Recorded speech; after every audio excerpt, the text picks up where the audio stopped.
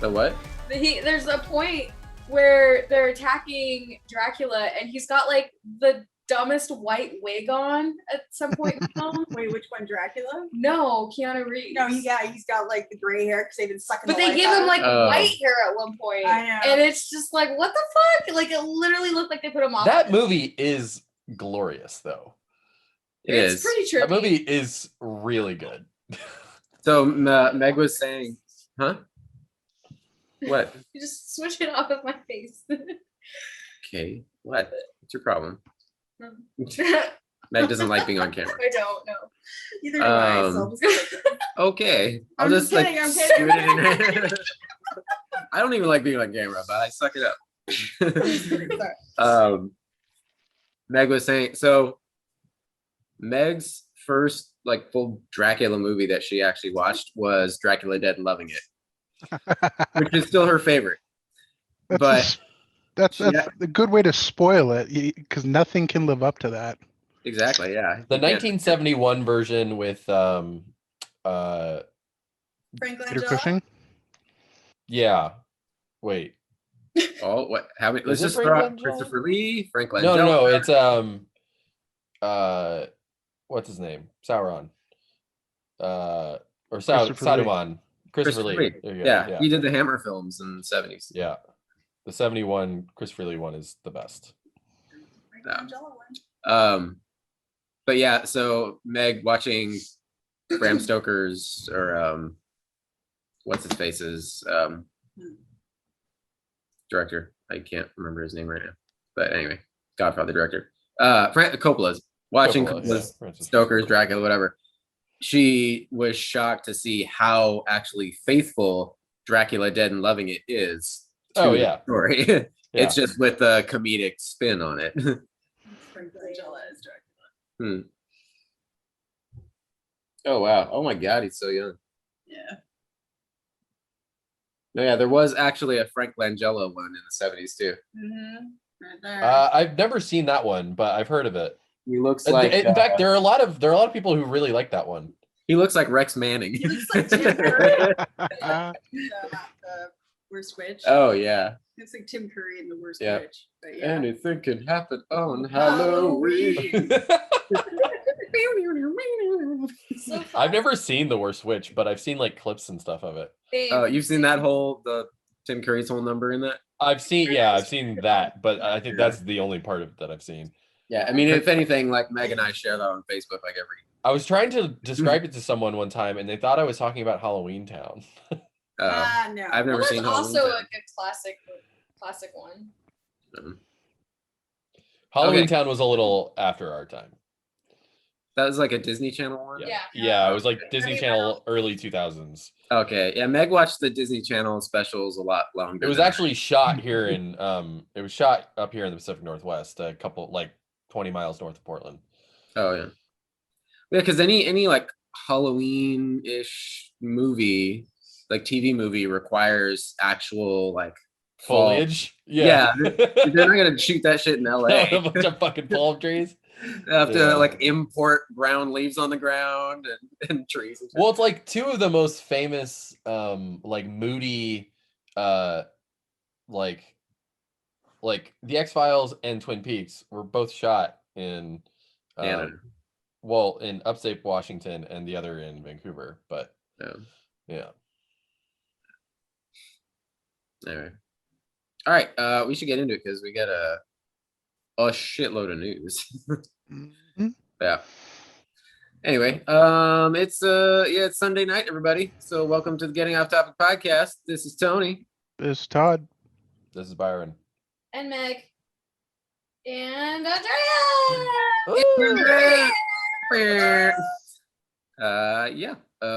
We got a full house tonight. Friend Andrea joining us, hanging out for a bit, and we got a bunch of news after our Mission Impossible Fest. We're getting back to our good old fashioned giant news dump, which is a good week for that because we got E3 happening. Oh yeah. What are they like 2 days in? Or So It's yeah. they're 2 days of the main show, but it's like 5 days total so far because they had like 3 days of pre-show stuff. Yeah, there's like E3 is like so decentralized now because There's like 2 weeks of rumors and speculation before that. yeah, and some publishers don't even officially participate, so they Okay. just do So their own they'll have their events. own, like one of the Sony, I think, is having their own event later on this month, and one of the Nintendo obviously has its own Nintendo Directs, so they're not releasing anything other than And the Nintendo event is probably going to be a big deal because they're most likely announcing the Switch Pro. So That's all well, I not care. they're announcing the Switch Pro, and then there's very uh, very credible rumors that we're getting 3 Zelda remasters for the Switch. We're getting Ocarina of Time, Twilight Princess, and Wind Waker for the Switch. Damn. I would be very stoked for that. Yeah. That's Ocarina is one of those. That feels like one You of want those. that on every platform. Yeah, like whatever media that lands on, I'm just gonna end up rebuying it and replaying it. Like So your favorite, the like last your time I favorite played it movie. was the 3DS 3D remake, and I really liked that version. I I hope specifically. Oh, go I ahead. hope that they keep the improvements that they made to that game because it's a really great version of it. Yeah, Meg had never played it before. She never played Ocarina, and so I actually bought a 3DS specifically so she could play it. Really? Yeah. That's cool. Yeah. I'd like So to do you try. just want me to start? Go ahead, Meg. I'd like to try if we did get the new Switch and they're coming out with Twilight Princess. I had Twilight Princess for the original Wii, but I never actually finished playing it. It's So long. It's like It one is of the very longest, I think I other than played it. Breath of the Wild. It's probably, I think, the longest. and it was the Zelda game. first Zelda game I actually ever attempted to play. I had never played a Zelda game before So that. Skyward Sword is pretty long too. Now that I think about it. Yeah. That one I missed. I actually didn't play it. So I would be interested in playing it again if we were to get the Switch Pro. Yeah, I remember actually I finished it at your house. You did because we were just dating at the time. And I remember it being fine, but I was a little bored of the story at the time. It felt kind of like it was trying too hard to be another Ocarina. Twilight Princess is probably my least favorite Yeah. of all of them. But I would definitely replay for sure. Yeah. Skyward Todd, Sword is being released for Switch in like next month. So Okay. So basically, we're gonna buy a Switch Pro, and then we're just gonna get all the Zelda all games the Zelda over- games. Yeah. all It's over just again. gonna be a Zelda machine. That works. We're gonna have like 6 Zeldas and 0 Metroids. And a movie. Oh yeah, 0 Metroids until like Well, 5 years from now. supposedly, and this has been a rumor for a really long time. Supposedly, the Metroid Prime trilogy was finished for Switch like close to 4 years ago, and that they have just been holding off on it for a really long time because they supposedly wanted to release it right before Metroid Prime 4 came out. Gotcha. Yeah, we do know 4 is coming, but I mean it's a long ways away. Yeah, but they restarted development last year from scratch. Like they completely they started Metroid Prime 4 like 5 years ago, Mhm. and they completely reset everything last year. Yeah, because I think I remember bringing a headline to the podcast a ways back, and like, oh yeah, there's news that they were hiring artists and stuff. Yeah. So Supposedly Nintendo was like not happy with the state the game was in, geez. and they fired a significant amount of the staff. Do you think it would be? Well, I'm sure you're never gonna make all the fanboys happy with trying different styles, because I know they did that with like Other M, and that was meh. But I would love like a giant, expansive open world, like a Breath of the Wild for Metroid. I think that would be awesome as shit. Yeah, I also, I mean, I like Metroid Prime, the first one, a lot. I don't like the second one as much, but 3 was pretty good. But I prefer the 2D Zeldas, or sorry, Metroids. Yeah. Metroid Zero Mission and Super Metroid. That's one of those. Metroid Fusion. Those were great games. Those were really, really great games, and I feel like if Nintendo brought it, and I never played the second one or the Metroid game for 3DS, though I Oh, wanted to. yeah, it was the remake of 2, Samus Returns. My 3DS got stolen, so I that just never got a chance. But I played that during quarantine. That was really good. I feel like the Switch is perfect for a 2D Metroid, and I'm actually surprised that it hasn't happened thus far. No. But I'm sure you can really- Metroid notoriously sells much poorer than any of the other Nintendo franchises. That's so weird. Yeah, it's just because in Japan they're just not as big. It's just a bit more niche. And Nintendo has always been very touchy about titles not doing as well in Japan as they do in the United States. Zelda sells really well both Everywhere. places, Yeah, everywhere. Though not as well as people think, actually. Though Breath of the Wild is an exception to that. But like, yeah, for some reason, Metroid does not do as well in Japan. Yeah. Todd, do you want to start running down some news? Sure. I know you got a bunch of stuff. I've got a whole list of things, at least that I've reacted to. I couldn't watch every single fucking trailer this year because there is. I just watched a bunch just now. So yeah, I've watched a bunch, but there's a lot of games this year. Not so much AAA titles this year. It was very like smaller studio focused, I think, this year. I had very few AAA like big budget, huge games this year. Well, also Though I feel there like are the nature of gaming is sort of changing right now. Like you can have smaller titles that absolutely dominate. Oh yeah, absolutely. The story is becoming more of a focus. Like the walking simulator story games, they're back. I think I saw at least 10 different trailers for various like walking simulator story games. So that's a genre that is kind of back They this were year. pretty big at the beginning of the last gen too. Yeah. I think it's the types of games that like studios sort of like it gets them a lot of cultural cachet, you know? Not only that, but they're very profitable. Like Yeah. they take a lot less development time, they take a lot less development money, and in They some have a lot of cases, crossover potential too. yeah. Mm-hmm. But so I'll just start running down the list of the ones that I took note of. So first off, one of the first releases is the Elden Ring. This is one of the first trailers that we got. This is a Souls-like game. In fact, it's made by the studio that do Dark Souls.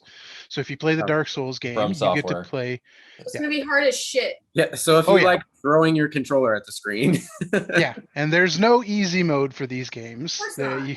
Okay. There's no story mode for casual Hey, players. Armored Core games were never that crazy hard. Armored Core was pretty difficult.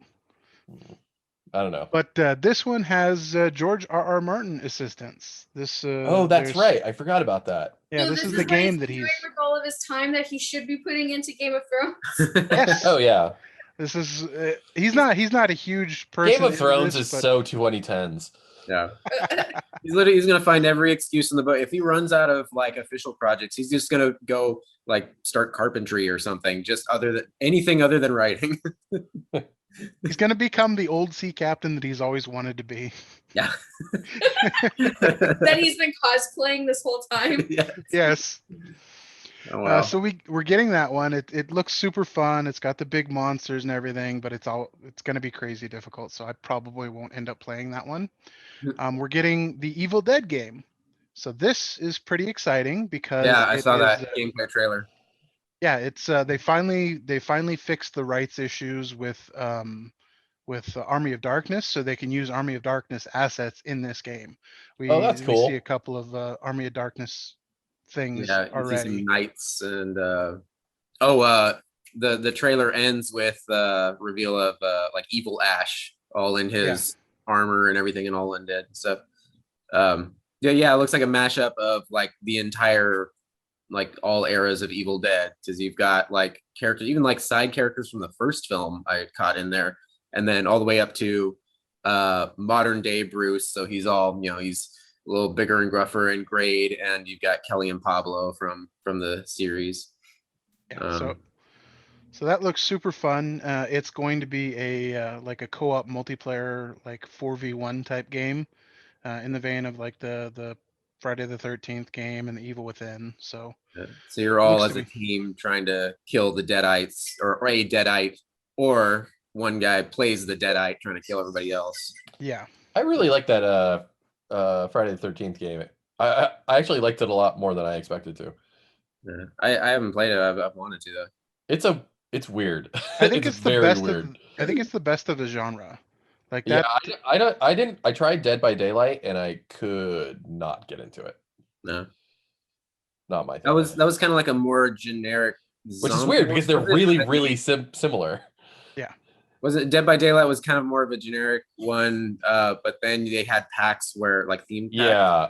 Except all the packs are like pretty much the cost of a standalone game, which is really Yeah, it's annoying. like $30 or something, like 20 Yeah, bucks like I for almost pulled the trigger on the Silent Hill DLC, but like I don't know, I just did not like the core gameplay enough to be able to, I don't know, and the rationalize it. and those games, that type of game specifically, you have to have a group of players to play with. If you play with random Oh yeah, pubs, it's so yeah, not fun. It's yeah. so not fun. And for some reason, the Friday 13th version just I think worked better because they sort of focused on emulating the movies in a Yeah. very specific way. And there's like a single player component that is sort of fun if you're like a big fan of the movies, which I am. So, And Jason just felt ominous. oh yeah, he felt like a force and he felt powerful. Yeah. And I don't know, playing the uh the icons or whatever they call them in Dead by Daylight just feels sort of hollow. Yeah.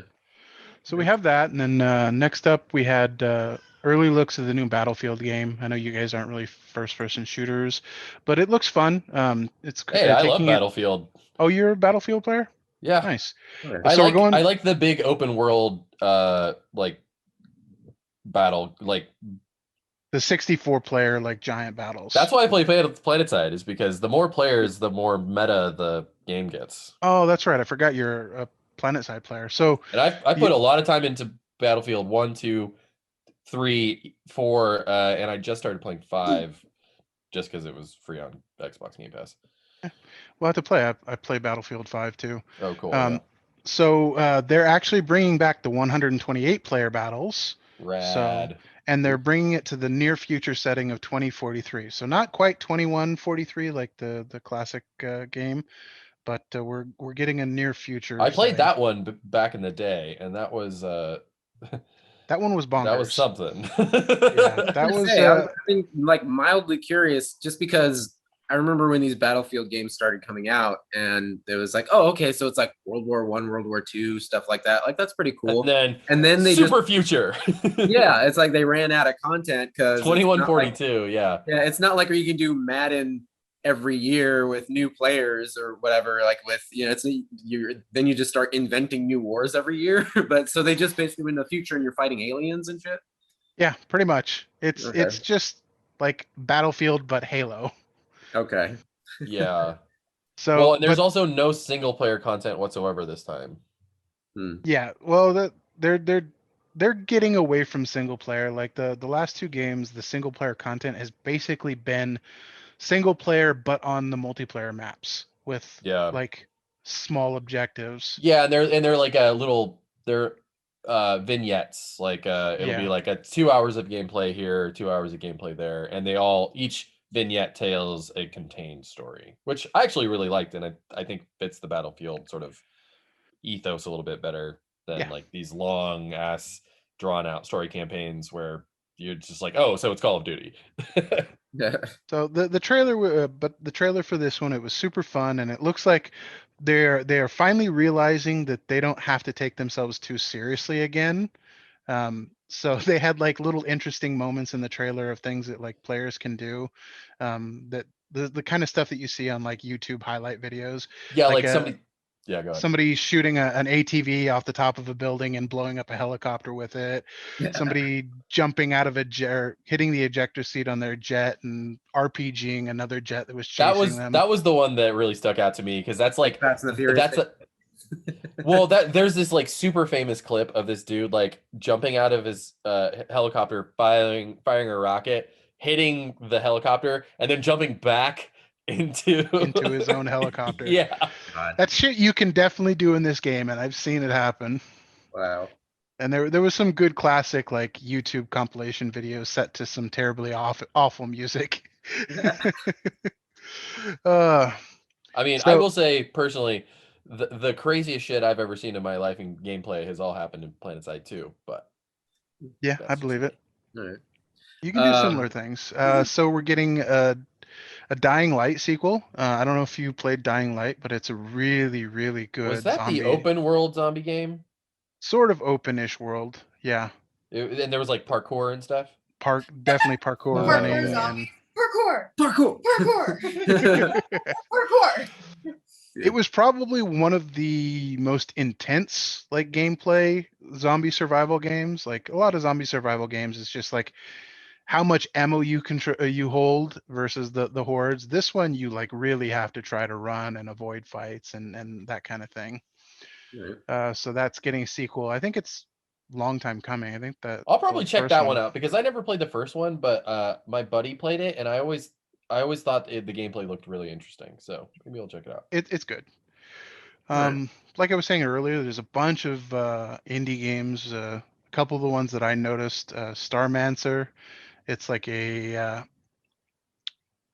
synthwave kind of pixel game.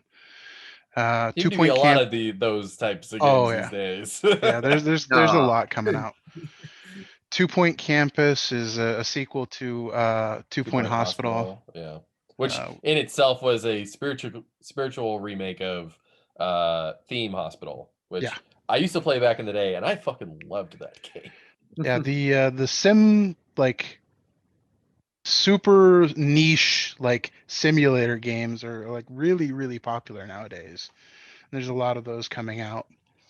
Uh, Sacrifier, I think, is the name of the one that was the biggest standout for me for the indie little games. It's like a pixel art RPG game. It looks super fun.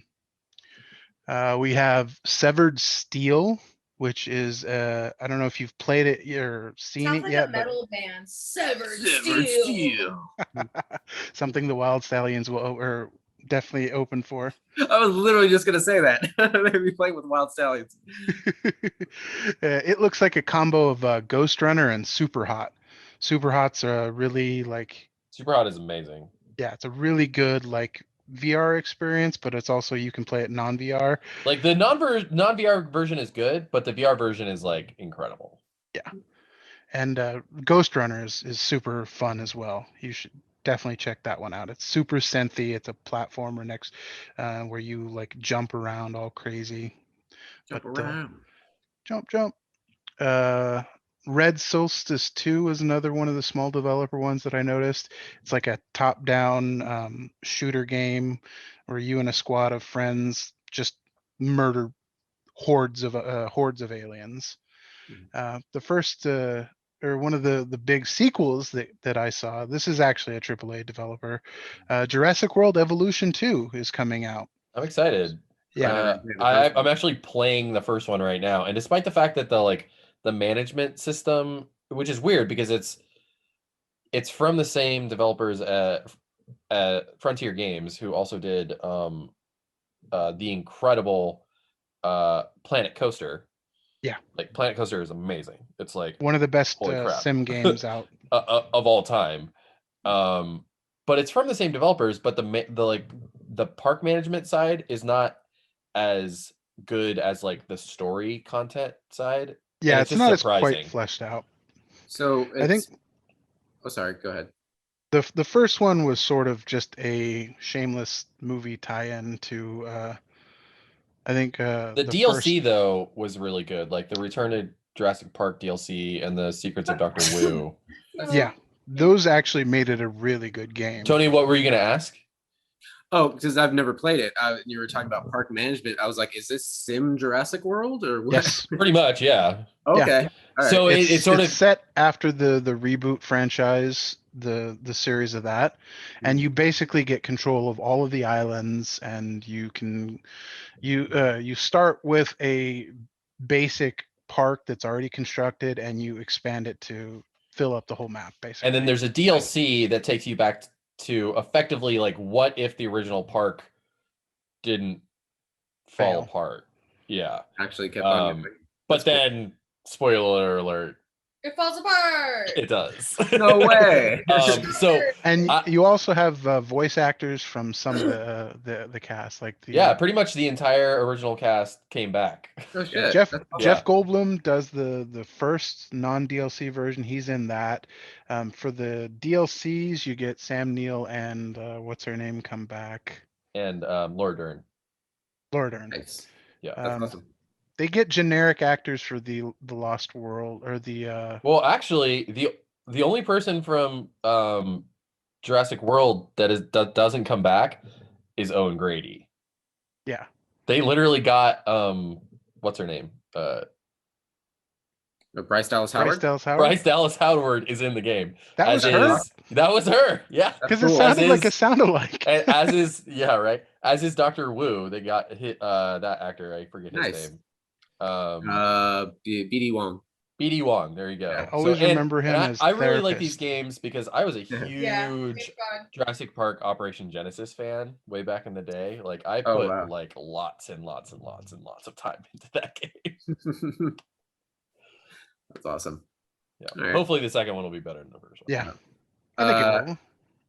Todd, can I talk about the next the big sequel coming? Because we three just sat here and watched it since you said like, hey, homework, Tony, before the podcast starts. So I still haven't played the first Outer Worlds game. It's on my GOG library. But effectively it's like a Xbox Fallout. Game Pass. It's like What? a Fallout in space, right? Yeah, it's made by the team that did New Vegas. So Okay, Obsidian. yeah. But we just watched the teaser trailer, which was probably the best game trailer I've ever seen.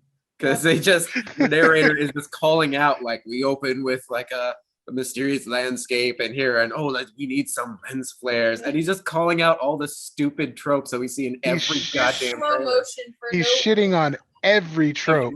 Yeah, I love it. Whoa, do you hear that wah sound?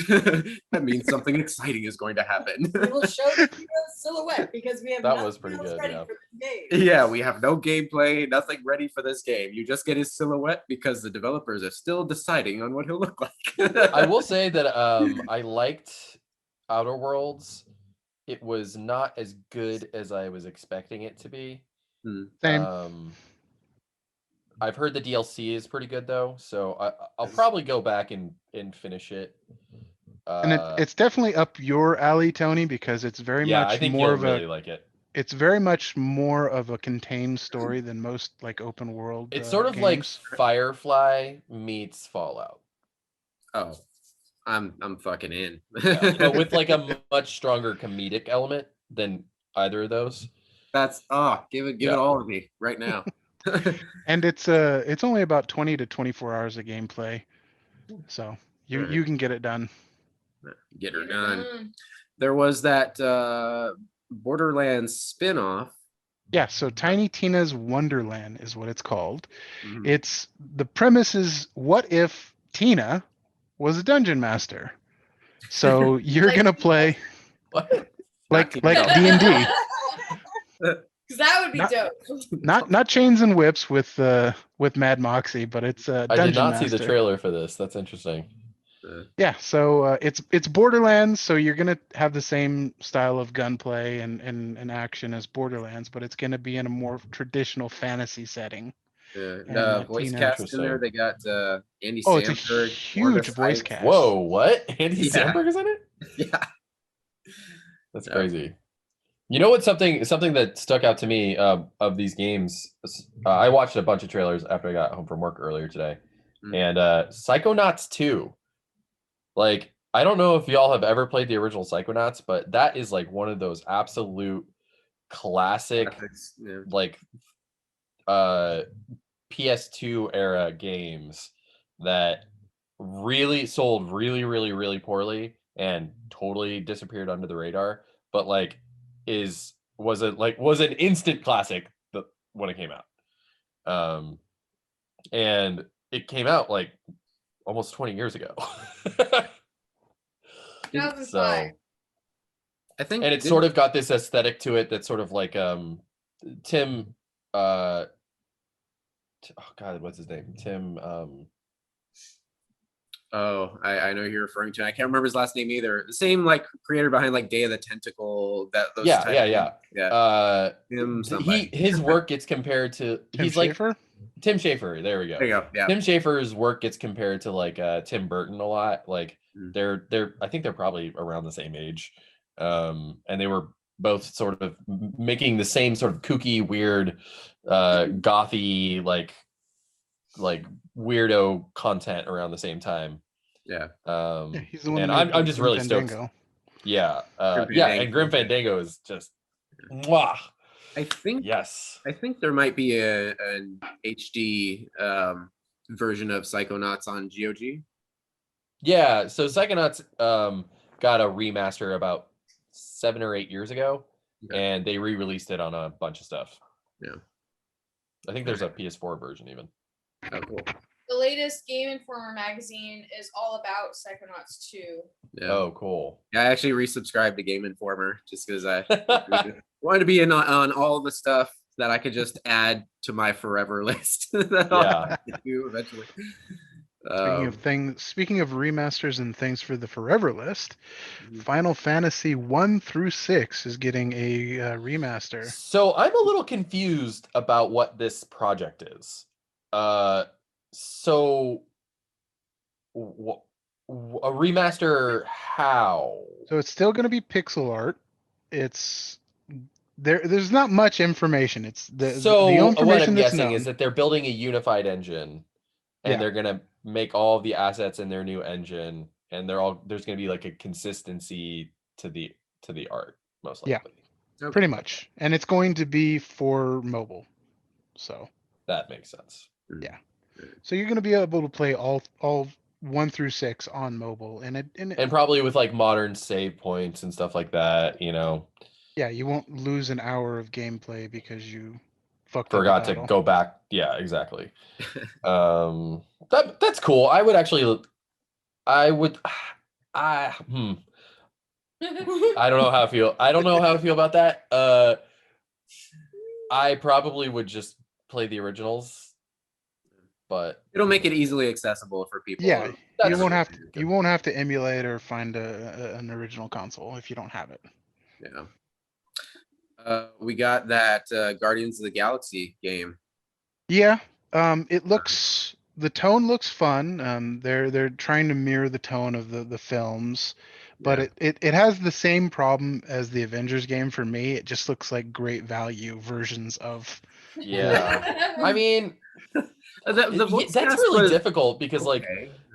even so, why does Arkham Asylum not feel like a great value version of Batman? Because the it's Bat character is like unify, like no matter what version of the Batman suit that you get in the games, it looks very much similar to something that's been in the comics. well, and also the voice. Like you've got Kevin Conroy, yeah. Kevin Yeah. Conroy. So that right there throws the whole great value notion That's out true. the window. Like he can Good look point. like generic, handsome Bruce Wayne. However, the video game artists do him up. But you hear that And- voice, you're like, oh shit, that's Batman. And that's funny. And then remember that one Batman game where they didn't get Mark Hamill to play Joker and everybody tore it to shreds? Despite the fact that the game actually wasn't very bad at all. In fact, I actually really liked it. I loved it. I thought it worked in with the rest of the I love that whole In Arkham fact, series. I That think I actually was, liked that one more than I liked the other ones. Yeah, that was what's the guy's name? It's the guy who did Joel in The Last of Us. Yeah, Nolan North. No. No? No, that's Nathan Drake. This is I'm just gonna have to fucking Google it because I don't remember. Arkham. That was Arkham Origins, I think. Yeah. Was that one? The autocomplete was not Mark Hamill. Troy Baker. Troy Baker, that's right. Yes. Yeah. You're right. Yeah. Which is a good voice actor in his own right. Like he's Yeah, no, he was good. Yeah. I didn't- oh. I mean, like, I really like Mark Hamill as Joker, but let's give somebody else a try for once. Yeah, No, I am excited for his Skeletor. oh yeah. Oh, Yeah, that that's looks so okay. fun. We're bouncing away from gaming news, but that was one of the things we saw that He-Man or Masters of the Universe Yeah. Revelations. No, his trailer. Skeletor is like honestly like, I mean, So I was telling Todd I have never seen I maybe an 80s 90s kid, but I mean, I used never to watched literally it. watch it when I was like a 3-4-year-old child, but I never caught any of it. I was aware of it and I saw the commercials for all the toys, but I never ever watched an episode. But that trailer got me excited. I was like, dude, I'm in. Like just Yeah. feel Yeah, it maybe looks I've fun. really been in the mood for like just old school Swords fantasy. and sorcery. Yes, swords and sorcery. So I'm so in. Yeah, it was fun. I Made me think want to try to find the old D&D 70s 80s cartoon and watch that because that was actually really good too.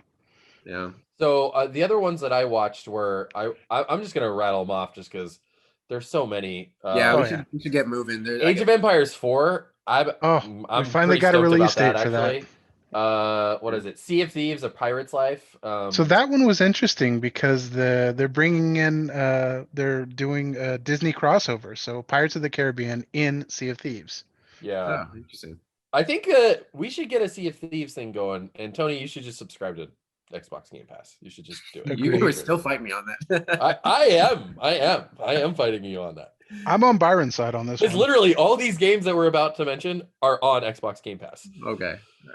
Starfield. I'm pretty excited for this. Oh, I saw the trailer Yeah, for that. so we This got is our Bethesda's like big sci-fi open world RPG that they've been working on for like 6-7 years.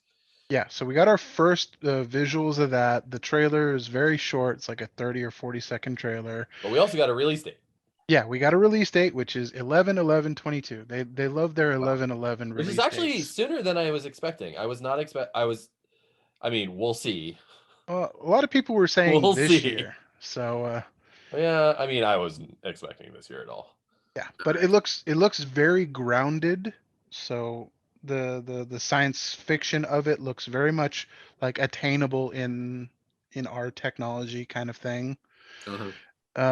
And one thing that I noticed was a huge deal. They have a new engine for it. They're finally moving on from the busted ass creation engine and have created the creation engine 2. So all of the Yeah, bugs, we'll all of the see. bugs from Skyrim, from Fallout 4, they should be gone and we should get an entirely new crop of huge bugs. Yeah, I was just gonna say, like, Yeah. I'll believe this when I see it. Thank No, you I very wasn't- much. I wasn't saying bug this free. is- I'm saying just completely new and different bugs.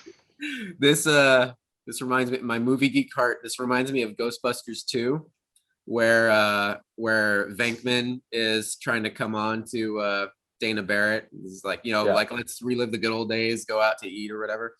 And she's like, "Oh, don't try any of those old cheap moves on me." He's like, "No, no, no. I have all new cheap moves." Let's see. Oh, Far Cry 6, we got the first visuals from that. It's a Far Cry game. So it's a Far Cry game. Yeah, I played a bunch of Far Cry 5, and I played like 20 hours, and then I was like, I'm good. Yeah. The biggest thing that came out about Far Cry though is they're actually showing the game hasn't even fucking released and they've already announced the first DLC and people are pissed off. It's a good idea, but the fact that they're doing DLC before they've even got the game announced is what's pissing It's always a people bad off.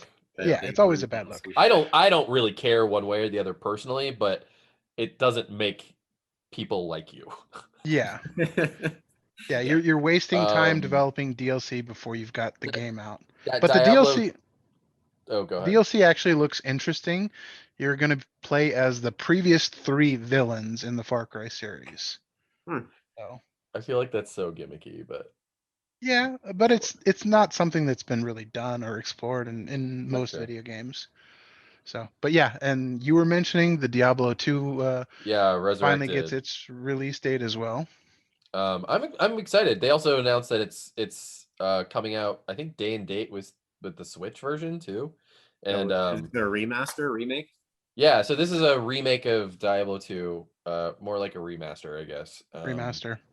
Though you can play with the original visuals. Yeah. So they have like a toggle switch. And as someone who has not played Diablo 2 in like 20 years, I'm excited to revisit it. I really liked the Switch version of Diablo 3. I actually put a lot of time into it. They said up to 8-player co-op. I really hope they do cross-play because that means I could play my Switch version with PC players. Mhm. And I really, really, really hope they do that. I have Well, a feeling it's not going to happen. It really feels like I that don't is think it's gonna that should be. for all games standard by this point, but I guess not. Yeah, I don't think it's going to be on release, but I think they probably will patch it in later because they're just now introducing crossplay for Overwatch. Oh, really? Yeah. So Wow, that's interesting. yeah, that's going to be a thing. So And then I think let's see. Halo Infinite. Halo Infinite. Yeah, the most recent story And trailer. the I'm big pretty thing about that excited. is they said it's going to be a day one Xbox Game Pass release. Yeah, I mean, pretty much every single Microsoft title and Microsoft owned studio is day one. And I think that's really impressive.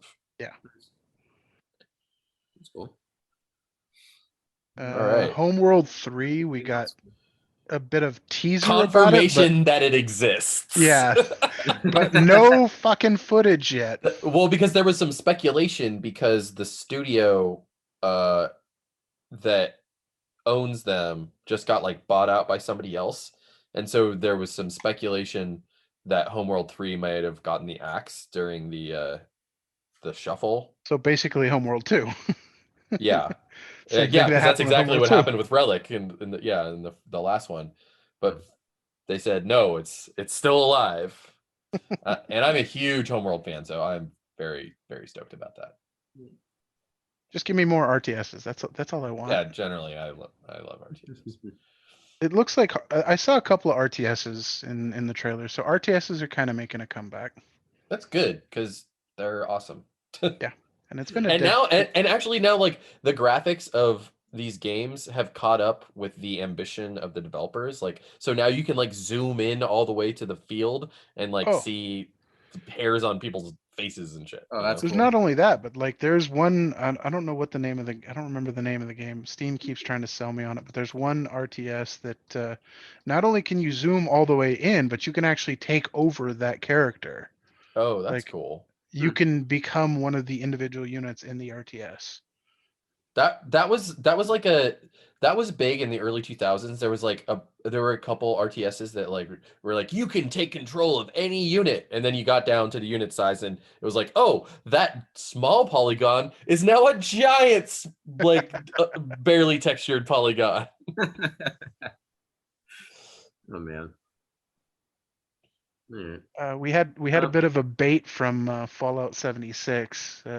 So Fallout 76 announced its expansion, and then they also did a teaser for Fallout: The Pit, which is just going to be a new expansion in Fallout 76, going back to the region of the pit from the Are they Fallout 3 using the DLC. original assets or something like?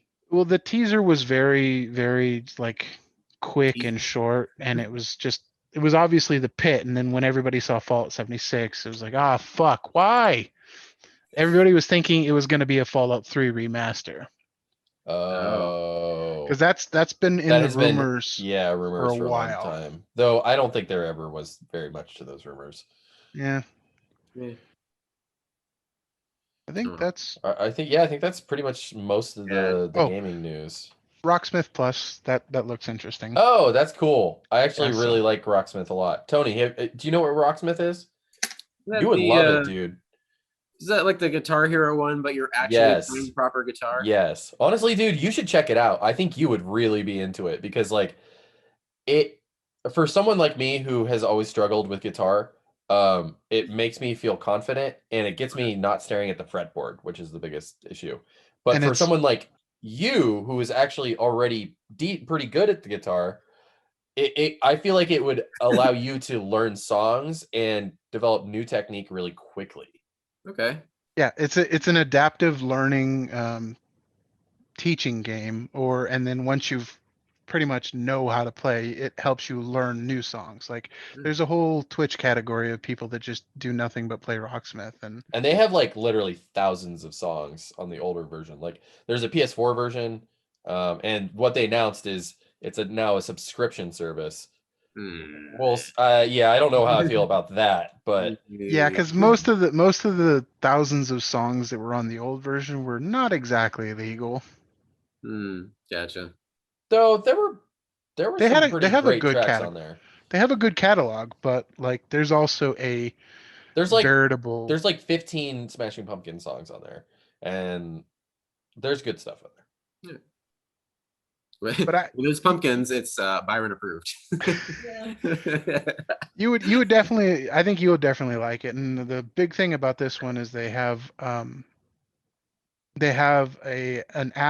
companion app with your phone, so you no longer need any kind of like plug-in for the computer. Oh, You that's can cool. just set your phone to the app and it'll automatically pick up the volume that's coming Oh, through. really? Interesting. Yeah, so you can play acoustic on this one. Weird. Nice. Yeah. I'm a little skeptical of that, but we'll see. The accuracy of it. Yeah, because even the real tone cable on the original version was sometimes not the best, but Yeah. To make sure you're properly tuned, otherwise probably. that's the most important part is making sure Yeah. you're in tune. All right. Well, guys, I got a bunch of like movie and TV news stuff. Were we all caught up on the premiere of Loki? Yeah, I Yes. watched it. Okay, yeah. So let me fly through some headlines really fast so we can get to that. The Book of Boba Fett season 1 has finished Wrapped. filming.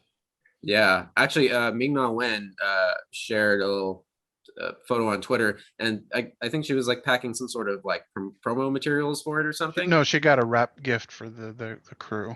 Oh, okay. Well, I didn't know if it was officially announced whether this was going to be like a limited run series or an ongoing thing, but I noticed on the little like pamphlets or whatever that she had It spread said across the season board. 1. Yeah, it's a S1 on there. So Interesting. yeah, but yeah, they wrapped filming. They're gonna have a lot of Mandalorian content. Jeez. Yeah. Well, so they're also it was also kind of in the universe this past week that as expected, Mando season 3 isn't coming until like possibly late next year. So this is kind of serving as a. I originally assumed that Book of Boba Fett was Mandalorian season 3, but I guess they confirmed that shortly afterwards that it wasn't.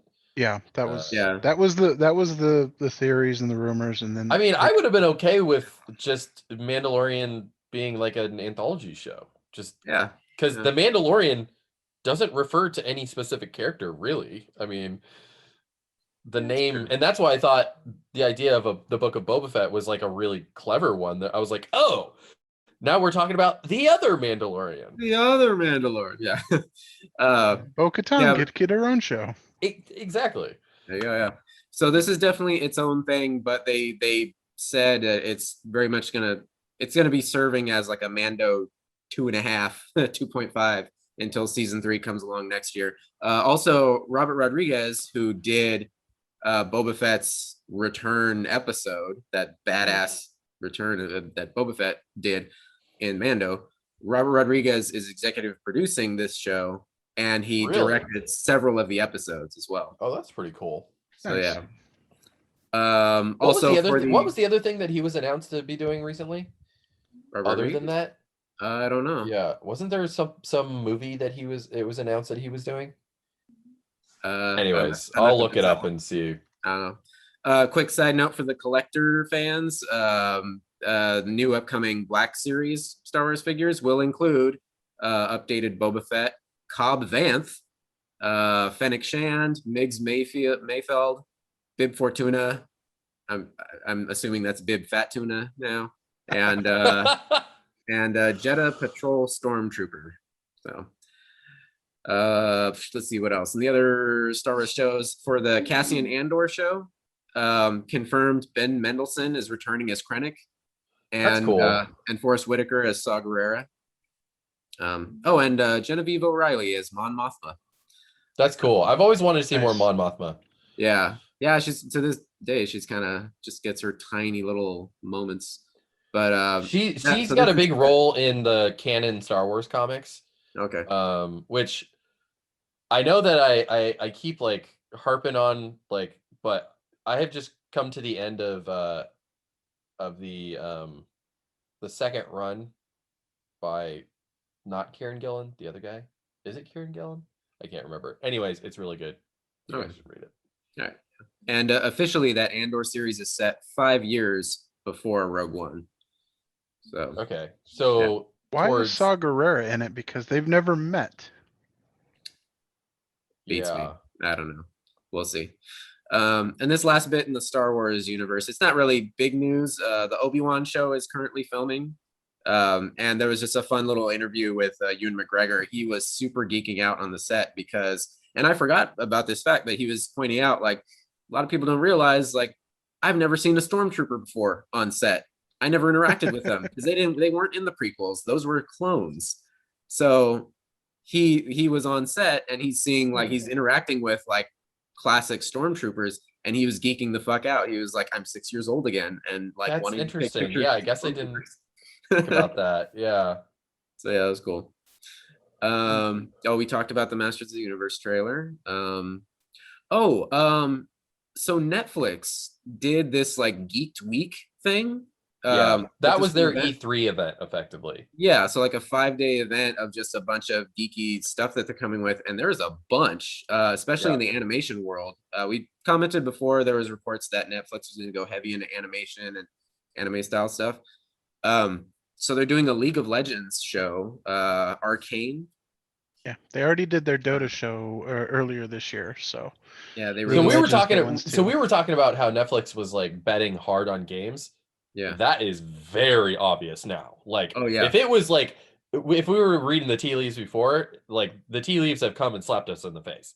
Oh yeah. The Cuphead show. Yeah, I'm stoked for that. Oh, I'm stoked for that. I saw the trailer for that. It looks fun, but it's too clean. It needs that like aged like look to it. It looked We'll too see. crisp and How. clean. We'll see. Yeah, we'll see. Wayne Brady starring in there as King Dice. Yeah, it looks fun. Also, Todd, I know you'll be excited for this in their Castlevania universe. They're expanding that for a spin-off series. Yeah, I the don't know if it fourth has one, an official. Oh, go ahead. the fourth season was the final season for the Castlevania show. So it's a new setting. Yeah, so all new series starring Richter Belmont, the son of Sifa and Trevor, and Maria Renard, set in France during the French Revolution, 1792. They got that spin-off show, and then this one that I sent a announcement video to you guys, and Byron was like, "What the fuck did I just watch?" So Adi Shankar, he's a producer. He produced the Castlevania series. He did the Dread movie with Carl Urban. See, I didn't realize that he did the Dread movie.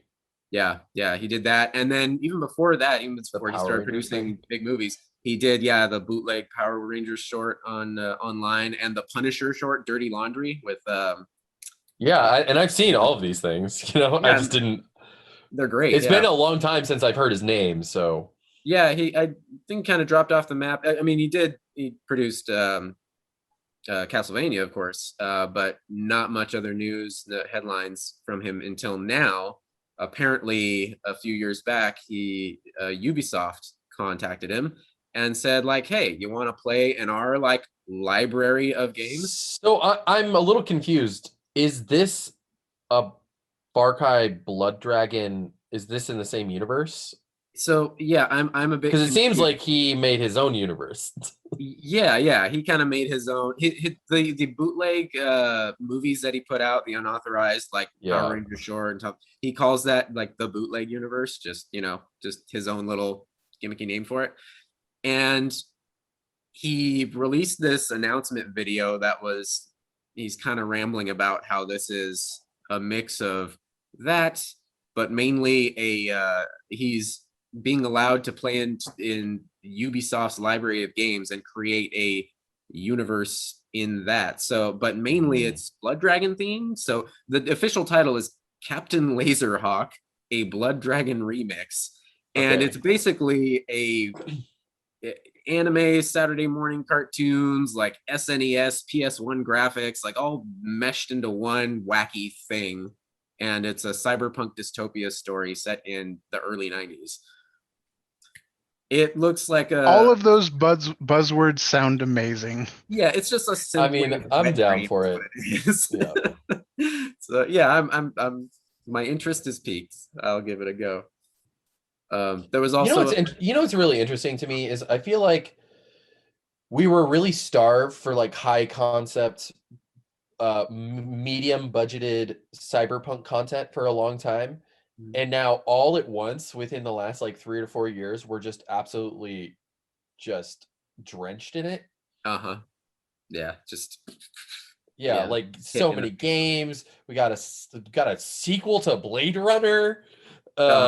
Like you can thank the explosion of synthwave. Literally, the music synthwave. I think you're literally that's true. There was also a first look at a Splinter Cell animated series. Derek Kolstad, the creator of the John Wick franchise, is on board to write. That's cool. Yeah. So they're making a Splinter Cell animated show, but they're not making any Splinter Cell games. Got it. I guess so, yeah. Yeah. And apparently Netflix is also doing a separate from that Captain Laserhawk ship. They're also doing a straight up Far Cry animated show. Yeah. So, makes sense. Yeah. Yep. Oh, and one more for Netflix. It's not animated, actually, a live action Resident Evil series. I knew about that. And but okay, but they're also doing a movie. They are? Yeah. I think they're two separate entities. I think they're not related. Because remember they announced it's called like Welcome to Raccoon City or something? That's the show. That's the show? Oh, that's the show. What about the movie? The movie is still no information released as far as I know. Okay. It's a separate entity, and I don't think. Yeah, because remember we talked about it a couple weeks ago. The movie, they announced that the movie is going to be an amalgamation of Resident Evil 1 and 2. Huh. I don't know. All I know is that the big headline this week was, well, they announced like the whole cast. I'm not really familiar with any of the names except Albert Wesker will be played by Lance Reddick. Yeah. Lance Reddick was in The Wire. He was John Wick. Fringe. John Wick. Yeah, I love him in John Wick. The I mean, concierge. He seems like the Wesker type. You know, obviously Wesker traditionally has been portrayed a little differently, but I don't really care. Have you guys watched the Corporate? It's a Comedy Central series. Mm-mm. Corporate, holy shit, you need to watch Corporate. It's fucking hilarious. It's so Lance Reddick is like a cartoonishly like big bad corporate boss of this just giant corporation. It's just like it's a goofy setup for like a sort of Office Space type show. Like it centers on these two like desk jockey guys who are just miserable and hate their lives. But it's super dark, super cynical, and just fucking hysterical. You guys got to watch it. Yeah. Anyway, I think they did 3 short seasons. But yeah, Meg and I mainlined that through quarantine, and it's good times. I love it. And again, Lance Reddick is brilliant in it. Just like terrifying asshole boss. There's we also got. Oh, go ahead. We also got the teaser for the next season of The Witcher. This one focused on Ciri. We didn't see Geralt at all. Okay. But Ciri and Geralt finally meet up. Oh, you haven't seen The Witcher yet, have you? I haven't watched it. No, I gotta get around to it. Meg and I, we did our whole like 15 seasons of Supernatural, and then now we're all absorbed into Legend of Korra and Avatar and whatever. So it'll be the very next thing, I promise. Right after we're done with Korra, we're going into The Witcher. We're gonna keep the fantasy theme going. I binged that in one night. Yeah, me too, Andrea. Thank you. Well, continuing on the fantasy theme, there is a Lord of the Rings anime style animation film coming. War of the Rohirrim. War Hiram. of the Rohirrim, which is being fast tracked apparently by Warner Brothers. And it's in the Loader movie universe, yeah, it's not the TV universe. no. Officially, It's not an Amazon thing. it's officially a companion piece to New Line's Lord of the Rings trilogy of movies. It's set roughly 250 years before, during the Third Age. And for clarification, the Amazon series upcoming is set during the Second Age. And the one of the writers and producers of the trilogy, Philippa, I can't remember her last name, is going to be involved in this. Boyens, Philippa Boyens. Yeah. She wrote Return to the King. And she's a consultant on this project. Yeah. Directed by Kenji Kamiyama. So far, no word that Peter Jackson is involved whatsoever. Yeah, I doubt he's going to be involved. Yeah, if anything, it'll be just like Philippa. It'll be like a consultant type situation. All right. But hey, more Lord of the Rings content, animation style, it's fine, and it's one of the lesser covered eras. Yeah. Back over in the land of John Wick. John Wick 4 adds Bill Skarsgård, Pennywise the clown, That's to cool. the cast. This cast is kind of getting huge. I'm liking it. I'm loving it. The cast of the last one was pretty big too. Yeah, for sure. This is back in animation related news, animation and comics. Have both of you watched the Harley Quinn series yet on HBO Max? Yes. It's amazing. Wonderful. Yeah. So we left off on season 2, and they just announced a day ago that there's going to be a limited comic book run. A tie-in, which picks up right after season 2 and leads into season 3. It's titled the Eat Bang Kill Tour. So, spoilers if you haven't watched Harley yet, but of course we end with Harley and Ivy officially, getting together. So I guess banging, I think, is the term. Getting on a Eat Bang Kill Tour is what they're doing. Going on a fun Thelma and Louise ride, I guess. Getting all feelings up. Yeah. I did appreciate. Go ahead. Speaking of comic news, bit of bad news for Doctor Who fans. The Jack Harkness spin-off comic is officially canned. Oh, I saw a headline, something about he got into some trouble. He flashed some people, and that's so not good. Stories of his negative behavior on previous sets. So. Okay. Right, whatever. I mean, I wasn't gonna read the fucking comic anyway. I got too much shit on my list. But and he made a return recently in the last season of Doctor Who. Actually, did a quick cameo in an episode or two. I enjoyed that, but oh well. Yeah, I think cameos that's over going too. forward. Because I think they were supposed to bring him and the previous Torchwood? Doctor back for something. Oh, okay. Like a one-off special or something like that. Oh, but I think that got canned as well now. Oh yeah, I did hear it. I think it was another audio book thing or audio drama. That's what it could have been. Him and David Tennant. Yeah. Well, because they're bringing back Chris Eccleston for that audio drama too. Chris Eccleston doing more too. Yeah. Basically, if you're a doctor, you just keep doing random projects here and there for the rest of your life. The big deal about Chris Eccleston is that he has refused to take part in any Doctor Who content, and this is the first thing that he's said okay to.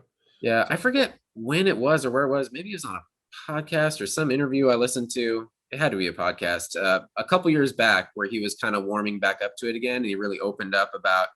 He had a lot of personal issues during the filming of that. He was anorexic, and there was a lot of shit that played into it where he was very unhappy at that time. And now that a lot of time has passed, and they've approached him with, opportunities. He's now more open to it and nostalgic about it, and so that's good. Anyway, Todd, I know you're excited because there is, I think it's a rumor, I don't think it's confirmed yet, but for Black Panther 2, supposedly Namor may be getting introduced. The into- Submariner. Yeah, there are rumors about the Ruminers. casting. Rumors about the casting of Namor. Yeah, which And is if so, that's if- huge impact. It's to the- huge because he's a mutant. hmm. Oh, okay. So No. if he was to be confirmed, that would effectively mean that like mutants are on their way. Yeah. I mean, we already know that they're on their way, but we just don't know when. But Yeah. Namor himself is one of the OG Marvel characters. He is one of the OG anti-hero characters. He was a defender. He's a defender. Yeah. He's been a villain almost as much as he's been a hero. I think he's probably been a villain longer than he's been a hero at this point. Yeah, more than he's been a hero. Yeah. He's a He is mutant. involved with the Eternals. Like the Eternals are the ones that sink Atlantis. So there's tie-ins there if they want to use that. There's all kinds of good stuff that can Yeah. come when Namor shows up. All right. And the actor that is rumored is Narcos star Tenoch Huerta. Oh, I don't know. I haven't watched Narcos, but I've always heard good things about it. Yeah, he's a good actor. But yeah. Definitely a good actor. I'm okay Okay. with that casting. There's a lot of whining on Twitter, but that's just typical Twitter whining. Yeah, that never happens. Oh, they're doing some like non-traditional like casting for characters that exist that have a different racial identity in the comics. Oh no. Uh, You can have a Yeah, Mexican yawn. Atlantean. You can have a Mexican half Atlantean. It's cool. Nothing wrong exactly. with that. Yeah. Besides, they're not white. They're at best they're Mediterranean, which is not white, not necessarily white. Yeah. Back in the Netflix world, they are winning me over with this Cowboy Bebop live action show because I mean they had to go this route. There's no way they could. It would not work otherwise without the music of Yoko Kanno, the original composer of the music for the original series, has returned to do the music for the show. John So- Cho's hair. Yeah, we were actually talking about this earlier. Andrea's like, I don't like his hair. What's with the fluff, man? Oh, that's Spike's hair. It's fluffy. Yeah, I mean, it that's, looked that's like as Spike's realistic hair. as that's as realistic as they could do it. It wouldn't be this like giant, weirdly green shaded like tumbleweed. Should we Yeah. just put just a hint of some mousse or something? Just not so poofy. The poof. No poofy. No, it has to be luxurious. Not poofy. Yeah, but there was a cute little video they released online with the main cast just kind of doing a little jig to the music reveal. But yeah, we'll see how that goes. That's set to premiere this fall. What else? We talked about Resident Evil. Did you guys see? Okay, so just a couple of podcasts ago, we mentioned that Netflix movie coming, Kate, with Mary Elizabeth Winstead. So we just talked about that Netflix movie where she's some super assassin and it looked cool, and kind of like, well, it seems like everybody's just trying to bank on the whole John Wick sort of vibe thing. Like everybody's a super assassin in the secretive world of super assassins. Well, there's another one coming on Netflix, Gunpowder Milkshake. Now this is with Karen Gillan. Oh yeah, I heard about this one Nebula. actually before I heard about the other one. Yeah, so apparently this was in the can like 2 years ago, and it just got Yeah, that's shelved right. for some reason. Yeah. But this is, I saw the trailer for it, and it's straight up a John Wick ripoff, but it looks like a fun one. It's like, I mean, she's part of like this secret league of assassins called the Librarians, and they go to the library where they get all this secret gear and shit, like the Continental. I'm like, okay, I smell a lawsuit. yeah, but the trailer won me over. I was like, shit, this looks fun. There's a ton of people in it. And it's an all female cast as well. They're all lady assassins. Lena Headey is her mother also a badass assassin. Where was it? Okay, so Karen Gillan, Lena Headey, Angela Bassett, Michelle Yeoh, Carla Gugino, cast as trained killers fending off the threat of Paul Giamatti and his goon squad. So that's fun. What is he gonna rant about wine at them? Yes. Not drinking a fucking Merlot. Seriously, check out the trailer. It is straight up like the huge John Wick ripoff, but it does look like a fun one. So I'm probably in for that one. We earlier than week we got that Fear Street trailer. So That looked fun. that is a trilogy of films, Netflix films that will That are coming premiere out back to back to back. 3 weeks in a row, starting July 2nd. I never read the Fear Street books, so I just figured they're more adult Goosebumps basically. But as far as what the trailer showed for this Netflix version, it's a very concise story where this town or something like is cursed way back in the day, and every so often or every however many years, like people just start dying, like people are like getting possessed into killing others or something like that. But it looked fun, looked good. And it's interesting because they're going back rather than forward, so it's unique. Like So showing like the the first new film is like timeline, or go ahead. 94 and then 74 and then like 1874. Wherever like the curse begins or something. Looks fun. And they got that girl from the latest season of Stranger Things. Max is the only actor or actress that I recognized from this, really. Yeah. That has a very similar vibe. Hey, that this keeps getting better and better. The Toxic Avenger remake. Jesus Christ. So This cast. alongside Elijah Wood playing the main villain, we got another villain played by Kevin Bacon. Bacon's coming in. I'm down. And then back in the Marvel TV world, Jamila Jamil has been cast in She-Hulk as the supervillain Titania. Yeah. Which That's actually pretty good casting. Yeah, I'm down with that casting. She looks just like the character, actually. Yeah, I wasn't familiar, and I looked up the images. I'm like, oh yeah, that works perfectly.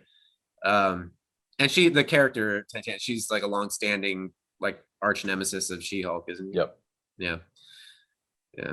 And the only other thing I had in movie news was Indiana Jones 5 is actually filming. I saw pictures of Mr. Ford in the hat. Yeah, there's a lot of photos. He is an old man. He's an old man. It is really nice to see. It is really nice to see like the full getup, and you're like, wow, yeah, that's the spitting image. That's him. But yes, he is up there. Is he older than like Connery he looks was? He looks like the first time he cracks his whip, he's going to break every bone in his arm. Is he older now than Connery was when they did Last Crusade? Because Sean Connery was only 5 years older than him. What? 5 years? No, I think a bit more than that. Nope. Okay, whatever. Anyway, but definitely no. And what's interesting when we're talking about this, it seems to be clear from the latest set images, which have now been taken down. But people have been sneaking photos, and apparently the latest batch of them showed what appeared to be clearly some sort of flashback sequence, because it's all the set dressing was very World War II era. There were Nazis, and so we're probably going to get like some flashback. 12 years. Yeah, I thought that was right. So at some point there's going to be like a flashback to World War II era. He's fighting Nazis again. So that means we're going to get a de-aged Indy, which hopefully doesn't look like Tron Legacy. No, the technology and the deepfakes have come a lot further than like a lot of it looks really good nowadays. Yeah. Or he could just have dementia and he'll be his old self fighting Nazis. We'll see what happens. That's about all the news I had. All I have right, no idea how. let's do it. Loki. We got to talk Loki. I have no idea how long this podcast is. I once again forgot to set a timer, but fuck it, we got Loki to talk about here. Yeah. So I'll come out and say it. We were actually talking about this a bit earlier. Falcon and the Winter Soldier was solid. I enjoyed it. WandaVision, much more fantastical, and I think I enjoyed that even more. I loved WandaVision. Loved Yeah, I was WandaVision, hooked with absolutely. WandaVision And so And fast. I ended up Absolutely. liking Winter Soldier more than I thought I would. Yeah, me too. With Loki, however, with this first episode, I'm grinning from ear to ear and going, "Oh shit, this might be my new favorite." I mean, I like where it's going, and I like the time stuff because I really like the concept of like time cops. It's always like I came up with a story that was sort of similar to the TVA a while ago. I don't know if it was subtly in like I've read like 70s TVA stuff before, so I could have been accidentally influenced by that. Anyways, yeah, no, I liked it. I liked it a lot. Yeah. Yeah, it's interesting. Well, we'll get into that, I guess. It's interesting this story that they appear to be building here or setting up, because again, Meg and I just finished Supernatural, and well, spoilers for the end of Supernatural. The final battle or the main theme of the last season of Supernatural becomes really a battle for free will, which is what Loki is dealing with here. Yeah. Very similar setup. So anyway, So something in the episode that he said that I thought was really interesting. They said that like the Avengers went through time, and they're like, oh, that was supposed to happen. yeah, According to who? Like, that's a really arbitrary thing to say. Like, oh, they can time travel, but you can't. no, Like, that's not your story. Yeah, yeah. So that definitely tells you that, like, so who's free will? Like it, and that's something that I think is interesting, and most likely is going to be. I'm guessing that that's what the theme of the show is going to be. Yeah, so a lot of people are speculating. The biggest internet speculation is the future, or the Loki discovers that the keepers, or whatever the fuck their name was, I can't remember their name. timekeepers. The timekeepers, Yeah. they're actually evil. They're the main villains, and there are other multiverses out there, and there are other timelines out there, and their job is not to keep this prime timeline its way, but just to keep them from interfering with each other. That's a Okay, good so one. they haven't actually like put a stop to the multiverse. Well, because if you think but- about it, like the concept of only one timeline in a timeline where you could do anything is actually, and that this is the sacred timeline, that's a really sort of fascist ideology. well, You know, yeah, well, I that's- think that's the point of the story. Is that's that seems to be the only logical conclusion, is that that's basically so fucked up and robs all of your characters, all your heroes, all your villains, everybody of any agency whatsoever, that the only logical conclusion to this narratively is Loki's going to tear down the system. Yeah, and that at some point he becomes the inheritor of the glorious knowledge that turns him into the future version. No. Because that's the implication, is that he's a future version, but which future? Yeah.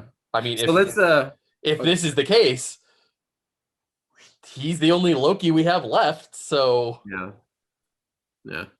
So the episode starts, and we get a quick revisit of the very same Endgame scene where Avengers travel back to 2012, battle in New York to get the Infinity Stones. We see shit fuck up, which it's hilarious to me every time. The Hulk having to take the stairs. Hulk, no, won't take stairs. Oh, He could just literally jump off the building. He could have, yeah. That's great. But so Loki, the only Loki left, he grabs the Tesseract. He's like, I don't know what the fuck's going on here, but I'm out of here. He ends up in the Gobi Desert, and immediately, of course, sees some people to impress. So he starts on his like Whedon era shtick, that I burdened with glorious purpose and whatever the fuck. And then boom, the TVA squad comes along. Immediately he gets his ass handed to him with that 16th speed gag where she swats him against the face, and that it's like the Rocky getting punched out with his lips flapping. We are seeing this all in slow mo, but you're feeling that pain in real time. Yeah. And I think that's the beauty of like how we get charmed into this show, is like immediately Loki is just getting his ass handed to him left and right. He is a god and he's being outclassed. Yeah, because we've seen the version of that, the natural progression of his character, where eventually, wouldn't say he redeems himself at all, but you get more of a humanized Loki where he comes to grips with who he wants to be in the world, and eventually reconciling with Thor and whatever. But now the question is, well, we're getting a fresh version of Loki who is just trying to invade Earth. Like, how are we going to sympathize with this guy who's still in straight up supervillain mode? So he gets zapped away, taken away by the TVA. And by the way, the second I saw the TVA headquarters, whoever designed this show fucking loves Fallout, because oh my god. Very true. Like the entire vibe, the robot in the elevator, everything is Fallout, and it's wonderful. And also Minutes. Miss Myth, yeah. Also Terry Gilliam's Brazil, because like, oh it's my very god, Brazil. a bureaucratic nightmare. Please sign this confirming this is everything you've ever said. And also, I don't know if you guys caught it, but that the guy who's the desk jockey, that's he's on Lower Decks, Star Trek Lower Decks. Oh, okay. He's one of he voices like the nerdy like engineer guy with the like robot eye. Yeah, he sounded familiar. He looks familiar too. I know I've seen him. He's been in like so much stuff. Yeah, I just couldn't place him. If you look at his IMDb credits, he's got like hundreds of entries. Yeah. Shit. Speaking of that, Tara Strong as Miss Minutes. Yeah, she was Miss Minutes. Tara Strong, if you're not familiar, just pick literally any cartoon you've ever seen. She's fucking in it. I actually looked up an article because, of course, immediately there's explainer articles. She has, as it stands, 602 screen credits to her name in the voice acting world, and Tara Strong's a mere 48 years old. So she's got crazy many years of voices ahead of her. Anyway, so as Miss Minutes, she starts explaining the history of the universe to Loki there, as he's waiting, take a ticket and wait in line. So this is where they lay it out. Essentially, the multiverse existed, and timeline wars effectively began to happen because all these timelines fighting for supremacy. Therefore, the mysterious timekeepers came along and scrubbed it clean, or compressed everything into one sacred timeline. So, whether this mystery turns out to be accurate or if something else is happening, effectively right now the show is telling us, like, there was a multiverse, they fucking wiped it out or squeezed it down into one, and they're all about keeping it that way. And if anybody steps out of line, like Loki, for example, they scrub it clean and just get rid of the variants. So that also explains a lot about the MCU. Mm-hmm. Because it means that a lot of the multiversal stuff that has happened in the comics, doesn't exist in the MCU because of these timekeepers. Right. Now, however, we do know that we're getting a movie pretty soon, Doctor Strange in the Multiverse of Madness, further leading the theory that something happens to those sacred timekeepers. Loki's probably going to tear down the system, which is, good for everybody. We get free will again. However, it's going to cause a shitstorm as well. That Doctor Strange is going to have to deal with.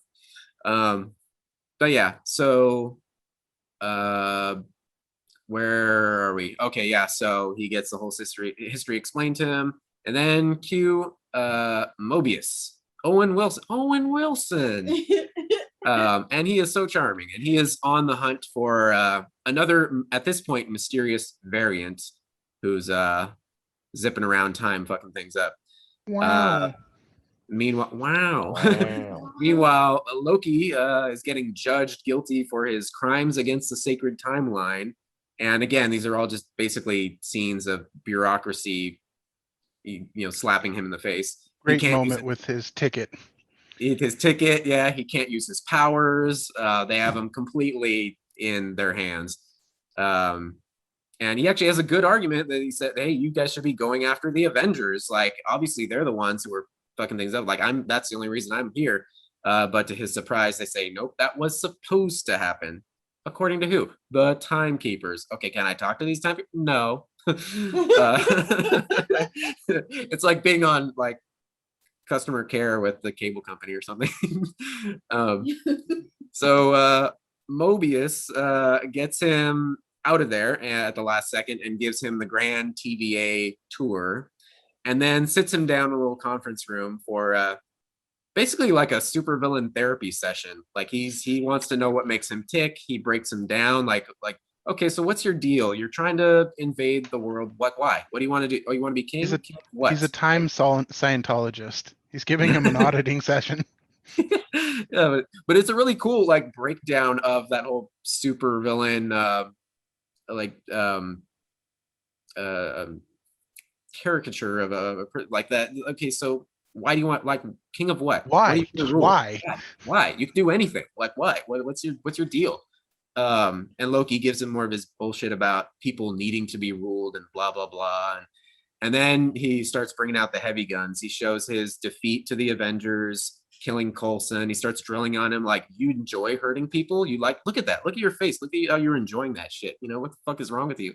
The one thing that could have made this better is just one single offhand line from him. Oh, you didn't kill him. Oh, yeah. Yeah, don't worry. He came back later. Yeah, they could have wrapped in Agents of S.H.I.E.L.D. there, but they didn't. They had their um, chance. Yeah, they had their chance. And then let's talk about your escapes. And this scene feels like it's kind of out of place, but the writers just threw it in for fun. So a little history lesson. In the 1970s, we're talking to the real world here. November 24th, 1971, a man that is to this day unidentified hijacked a Boeing 727 between Portland and Seattle on that afternoon. The media referred to him as DB Cooper. He got away with, I don't know how much money, a suitcase full of bills. And they believe he might have like parachuted out of the plane. They don't know, but he effectively vanished into thin air. To this day, nobody knows what the fuck happened to him. There's actually a documentary on HBO Max right now about it. That's crazy. Huh? No, that's crazy. Oh, yeah. I didn't know that. Yeah. I didn't know that either. Yeah. So turns out Loki was DB Cooper, Oh, according to shit. Marvel. It was Loki the old time. Yeah, he's like, I was young. I lost a bet to Thor. And they show a fun scene with him all like in a 60, like a Mad Men up in a suit on the plane, do a little wink and nod something to the stewardess, and next thing you know, he's just parachuting. Well, I think he puts on a parachute pack just in case. Yeah, and like, then Heimdall, Heimdall snatches him out of the sky. Yeah, for the Bifrost. Yeah. And then Owen Wilson all freaking out, like, oh, I can't believe you were DB Cooper, man. That's so crazy. So, and then Mobius brings out the real heavy guns. He starts showing Loki his true future of his timeline, that if he didn't pick up the Tesseract and escape, he would have ended up in a cell on Asgard in Thor 2, which we saw. Shows him his mother, Freya, talking to him. And then that moment from Thor 2 when the invading dark elves come up to his cell and he's like, oh, I think you want the stairs on the left.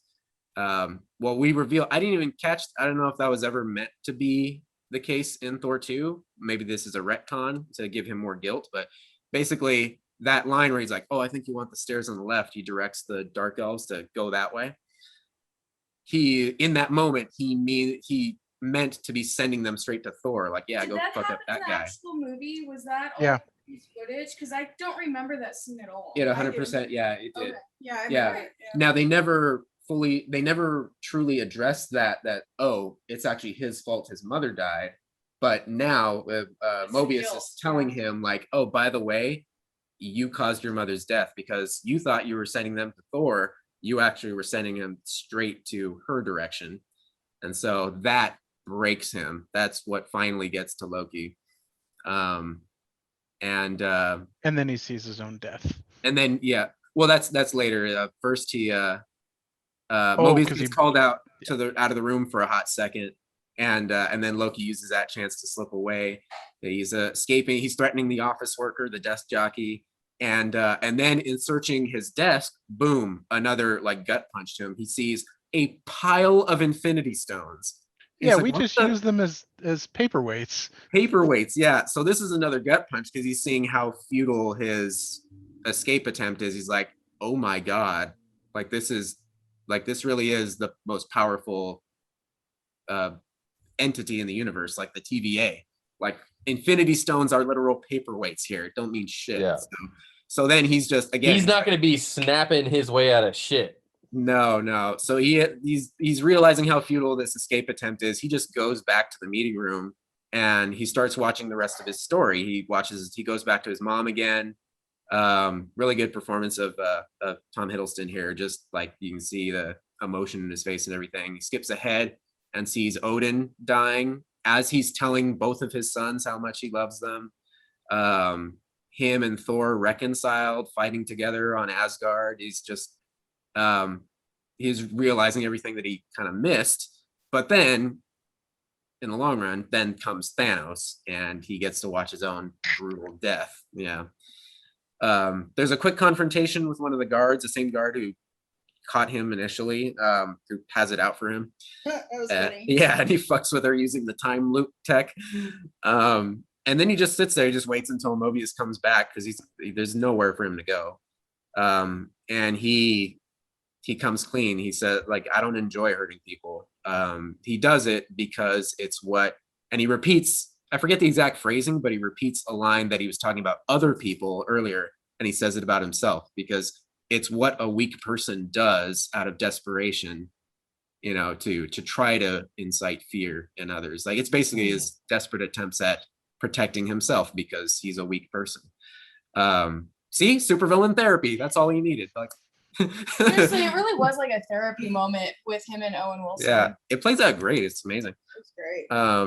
So Mobius tells him, I can't offer you salvation, but I do need your help because we're tracking this other variant thing. He's like, well, okay, why me? It's like, well, because the other variant we're hunting is you. Like, beg your pardon.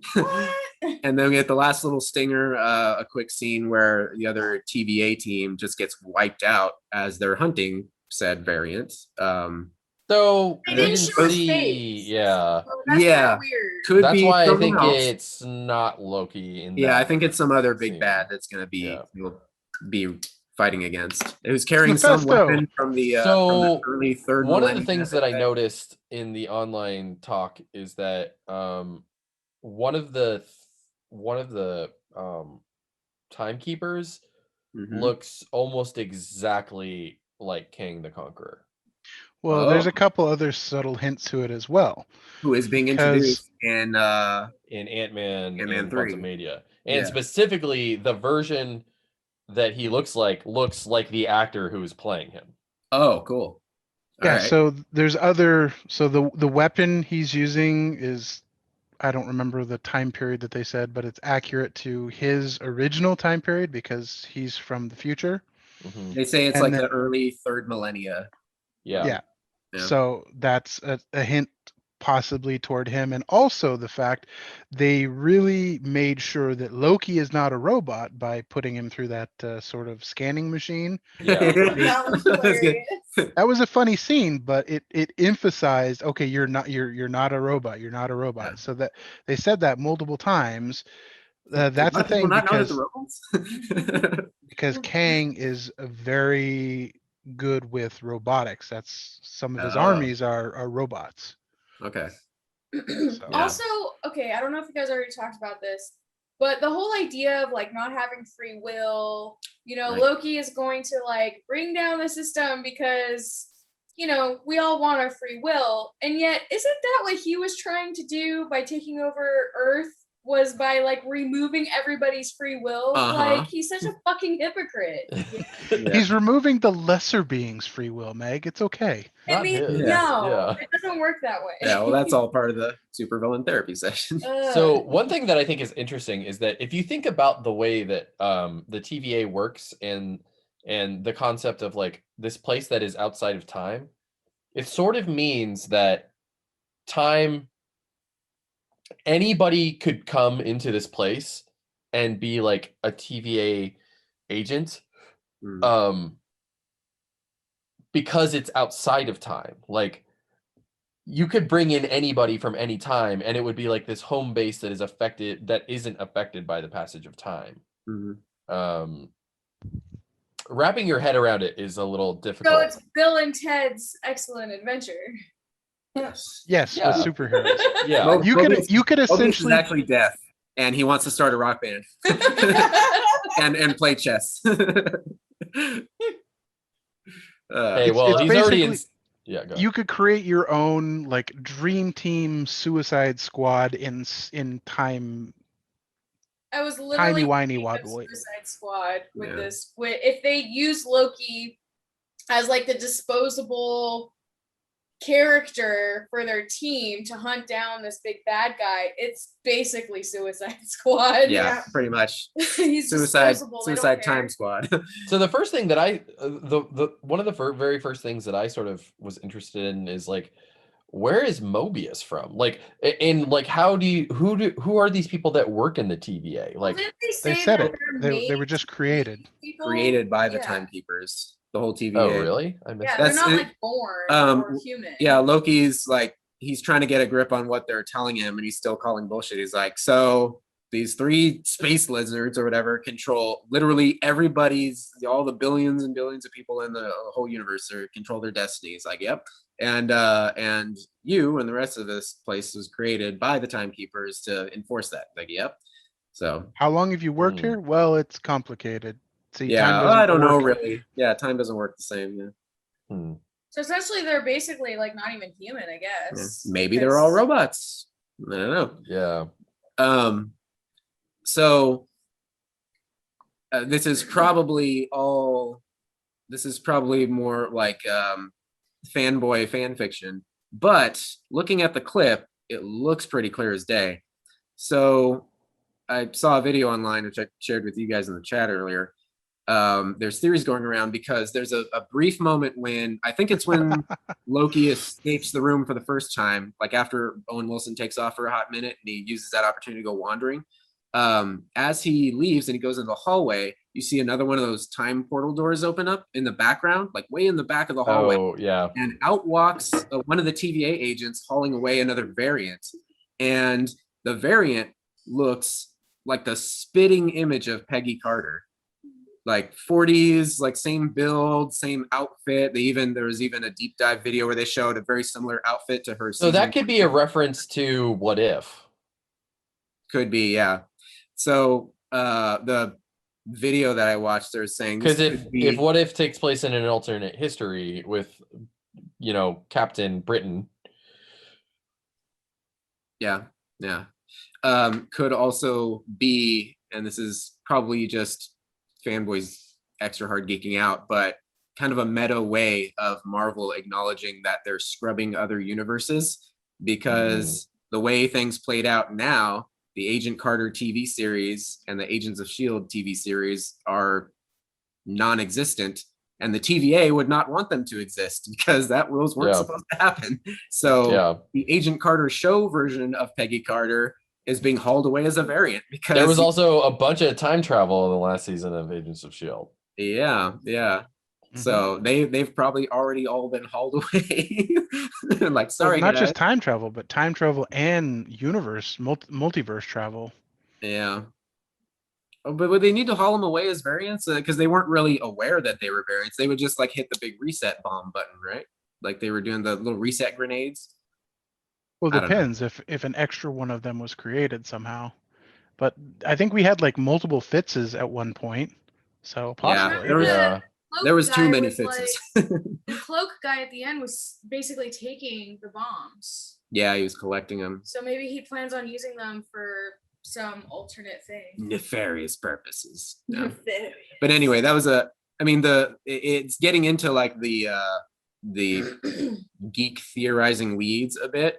But if you watch that quick clip, it 100% looks like Peggy Carter. I think it's just an Easter egg. I don't think it's going to Yeah. mean anything. Yeah, even if they don't follow up on it, it was probably just something intentional for them to like, oh man, fanboys gonna go crazy about this. Like, check it out. We're gonna put Peggy in the background for no explicable reason. Yeah. Peggy Anyway, was definitely Mephisto. everybody's Mephisto. Yes, who wins? One of these days, eventually, they're gonna get around to Mephisto. You're like, I called it. I called it. And you're Mephisto, and you're Mephisto, and you're Mephisto. You get a Mephisto. Well, it is funny. There is that like that painting, or is The it stained glass window. the stained glass window, and it looks pretty much like Mephisto. it really But did. supposedly, Yeah. but supposedly the showrunner was actually that's Loki, not Mephisto. But maybe he's just getting us off the scent. Maybe, I don't know. maybe Yeah. Mephisto is Loki. Oh, he's not a robot, but maybe he's Mephisto in disguise. I don't know. Fucking whatever. I mean, I'm enjoying the hell out of it. I can't wait for episode 2. Coming out I'm- Wednesdays. That kind of threw me off. I thought it was going to be Fridays, but I'm liking this already way better than Winter Soldier. Just saying. But we get two. We get 2 shows. We get Loki and we get Bad Batch, which you still haven't watched yet. I've watched the first 2 episodes of Bad Batch. I need to catch up, but it's still going to be going. I'm gonna catch up this week, and we can talk about it next week. Yeah, Yeah. for sure. So it's a slightly longer season. There's 16 episodes for Bad Oh, okay. Batch. That's cool. Any word if they're going to continue or if it's limited? Not yet. No word yet. I would imagine probably so. Probably. All, But it's all of those like animated shows for the various ones, they've all gone at least like 4 seasons. yeah. Well, they'll do a And- Clone Wars. They'll go 4 seasons. Then they'll take a break for a bit. Then they'll say, "Oh no, we have unreleased episodes," and then And then we'll get another 2 new seasons over the goddamn- next 10 years. Yeah, seriously. But there was a Venture couple Brothers, of that shit. there was a couple of interesting tie-ins on this latest episode. So Huh. Byron, I think you'll like the last episode for reasons. Okay, Okay. interesting. All right. Yeah, I mean, I don't know why I've been so friggin' busy the last like 2 weeks. It's insane. But yeah, I started watching it on I got stranded last night in Portland after my last bus left and I didn't make it. So I waited for an Uber for like 45 minutes and I finished a couple episodes of Bad Batch last night on my phone waiting for my Uber. Oh, and a quick update on my Fear the Walking Dead marathon. I Yeah. just started season 6 today. Oh I'm shit, I gotta season- catch up. Yeah, so season 6 is the current season, and it's more annoying to watch because it's not on Hulu. It's on AMC's shitty app that crashes all Oh the time. yeah. Yeah, I Uh, refuse. I still haven't watched the last the last season of Better Call Saul, and I refuse to watch it until it shows up on Netflix. Yeah, I may wait for Hulu or Netflix. The Fear the Walking Dead, though, just really quick. So my official, like, just overall review of it, I'm enjoying it now a hell of a lot more than the main series. Me, the Really? longtime defender of the main series, because without giving too much away, Fear the Walking Dead starts off. Actually, I'd say even more dark than the main show, because in the Oh, main absolutely. show, from the get-go, you had Rick, who's the good Boy Scout, and inspires. He's got his small little band of people who are trying to do good and just trying to survive as best they can, whatever. And then of course they run into fucking villains are us, Yeah. and it gets all dark and shit. But Fear the Walking Dead, the core cast kind of starts out very unlikable very fast. Like they're kind of the baddies or Oh, on the yeah. verge of being baddies. Like they're constantly just like, All of just- them except for the dad are awful characters. yeah, just Yeah. fucking each other over. And then the dad just gets like the worst death. Yeah, his death is He was just not so built for the bad. apocalypse at all. Yeah. Well, and you Um, know, did you hear about why that happened? Oh, what do we Because want? he was about to go off to New Zealand to film Avatar for 2 years. Oh shit! Oh, Yeah. okay. Um, so the show starts Oh, off that's that way. that reminds me. Sorry to cut you off, but that reminds me. We're getting an Avatar open world game. What? Yep. Oh, I saw that. I didn't click on the links or anything, but I saw the headline. I Was there a trailer or anything, or just Yeah, an there was a announcement? trailer for it. It Oh, wow. looked like Avatar. So At first, I mean, got all interesting. at first I got all excited because I thought it was the last Airbender. I'm like, oh. Once I saw the Yeah, Navi, why are there no Avatar games? Like there Last was Airbender never a games. single. Oh. Mhm. Airbender. Yeah. I'll have to look. I haven't even looked and seen if there are any. Well, I know why there's no Avatar. Well, there was one Avatar game. It's Hmm. because nobody wanted it. Oh, well, there you go. But yeah, anyway, really quick. So Fear the Walking Dead starts out where everybody kind of sucks. And then that season 4, a minor, like a soft reboot sort of happens. And they don't kill off everybody, but the surviving characters. Well, that's when, and this isn't really a spoiler, because this is widely known. Morgan from the main show Yeah.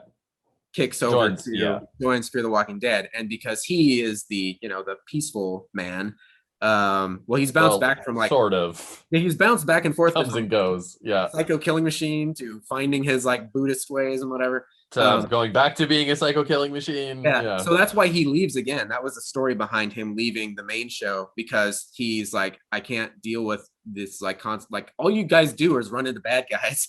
And so Yeah. I'm forced to be a warrior and I can't do this. Like I want to find peace. And so he wanders off on his own and then falls into the Fear the Walking Dead cast people. Yeah. And he inspires a much more optimistic, like hopeful way of living into the show, and the whole show gets injected with that vibe from then on out. And Interesting. which is it's weird. It's like, oh, a lot of moments in the show are now like very feel good, like heartwarming in the fucking zombie apocalypse. Yeah. So I'm loving the hell out of it. It moves, it moves a lot faster than the main show I think ever has. So yeah, I would recommend it. Yeah, I'll probably catch up to it. Yeah. All right, guys, better get out of here. Thank you for joining. We'll be back next week with probably more gaming news and more Loki. This is Tony. This is Todd. This is Byron.